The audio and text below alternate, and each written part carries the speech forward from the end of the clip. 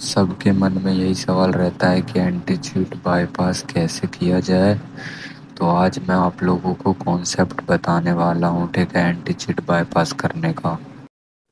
लेकिन उससे पहले ये देखो, ये मेरा पोर्टफोलियो है। अगर तुम्हें भी इससे अच्छा या फिर ऐसा पोर्टफोलियो बनाना है, एकदम अच्छा प्रीमियम, ठीक है, तो मैं सस्ते में बना दूंगा। उसके लिए डीएम करो, बायो में टेलीग्राम लिंक है, ठीक है, एंड पेड होने वाला है और अफोर्डेबल प्राइस होगा, ठीक है। तो हमारे रियल टॉपिक पे जाने से पहले इस वाले एप्लीकेशन को देखो। इससे आप लोग अच्छा अर्न कर सकते हो। $3 मिनिमम विड्रॉ है यूपीआई से, ठीक है। और इसमें ज़्यादा कुछ काम नहीं है, बस तुम्हें रेफरल करना है और सर्वे करने हैं। सर्वे के बाद तुम्हें पैसे ऐड होते जाएंगे डॉलर्स में। एंड पेमेंट यूपीआई पेपाल हर जगह अवेलेबल है और ऑल कंट्री में भी चलता है। लिंक डिस्क्रिप्शन में है, डाउन लिंक, मेरे लिंक से डाउन करोगे तो तुम्हें 20% बोनस मिलेगा, 0.20 रुपीज़ बोनस मिलेगा।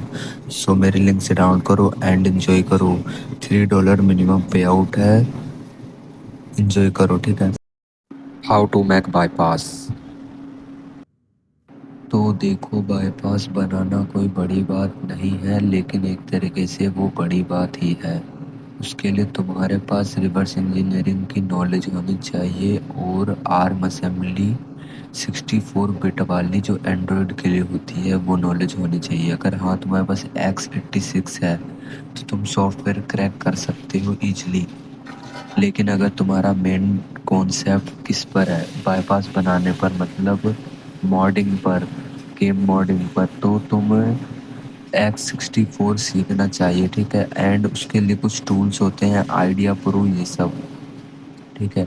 जब तुम आर्म असेंबली सीख जाओगे तो जब तुम लीब को डिकम्पाइल करोगे, डिसअसेंबल करोगे, तब जब वहाँ पर कुछ स्ट्रिंग्स होती है, वो सब जब तुम देखोगे तब तुम्हें मिलेगा। और जब तुम उस फंक्शन को खुद एनालाइज करोगे तब तुम्हें समझ में आ जाएगा, हाँ ये फंक्शन एंटी चीट का है। नहीं तो अगर तुम बिना कोडिंग के करना चाहते हो तो एआई का यूज करो। उस फंक्शन का सूडो कोड एआई को दो एंड उससे बोलो कि ये क्या करता है, ये फंक्शन का एक्सप्लेनेशन पूछो।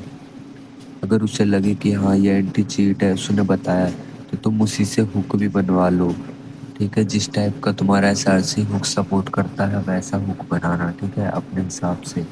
तो बाईपास मैकिंग का कॉन्सेप्ट बस इतना सा है, तुम्हें फंक्शन फाइंड करना है एंड उसे हुक कर देना है जिससे तुम्हारा गेम में बैन ना मिले, ठीक है।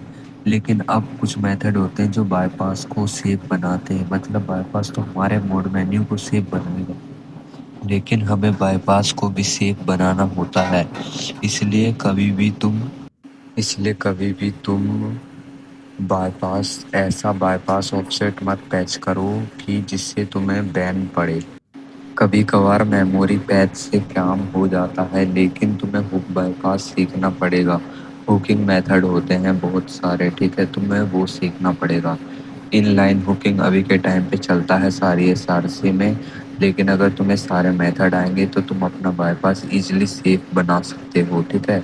एंड कभी भी एक ऐसे ऑफसेट को मत पैच करो जिससे बहुत सारे फंक्शंस कॉल कर रहे हैं, ठीक है। अगर ऐसा करोगे तो उस फंक्शन को उसका रिप्लाई नहीं मिलेगा और तुम्हें बैन पड़ जाएगा, ठीक है।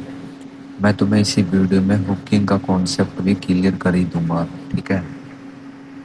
तो कभी भी ऐसे ऑफसेट को मत पैच करना, ठीक है, जिसे बहुत सारे फंक्शन कॉल कर रहे हो। एस उस फंक्शन को, एंड वाले फंक्शन को ऑफ करो या फिर उस फंक्शन का रिटर्न वैल्यू अलग कर दो, ठीक है। अगर उसमें उस फंक्शन का आउटपुट ट्रू है तब जाके कोई और फंक्शन एक्टिवेट हो रहा है जो तुम्हें बैन देने के लिए है, तो तुम उसका रिटर्न वैल्यू फॉल्स कर दो, जिससे वो फंक्शन बंद भी नहीं होगा लेकिन तुम्हारी भाषा बोलेगा, ठीक है। मैं तुम्हें एक एग्जांपल देता हूँ, ठीक है। देखो, एग्जाम्पल तो बस इतना सा है, तुम्हें हुकिंग मेथड से ही करना है। मेमोरी पैच से कभी कभार काम हो जाता है। अगर इस वीडियो पर अच्छे खासे व्यूज़ आए एंड लाइक्स आए, तब मैं तुम्हें नेक्स्ट वीडियो में हुकिंग मेथड सिखाऊंगा कि सूडो कोड फंक्शन को हुक कैसे किया जाता है, या फिर डंप फंक्शन को कैसे हुक किया जाता है। जो एसआरसी में हैक्स बनते हैं ना, उनको हुक कैसे किया जाता है। ठीक है, बाईपास मैकिंग के लिए हमें इनलाइन हुकिंग सीखनी पड़ेगी, मैं तुम्हें सिखा दूंगा। ठीक है, पर इस वीडियो पे अच्छे खासे सपोर्ट आने चाहिए। ठीक है।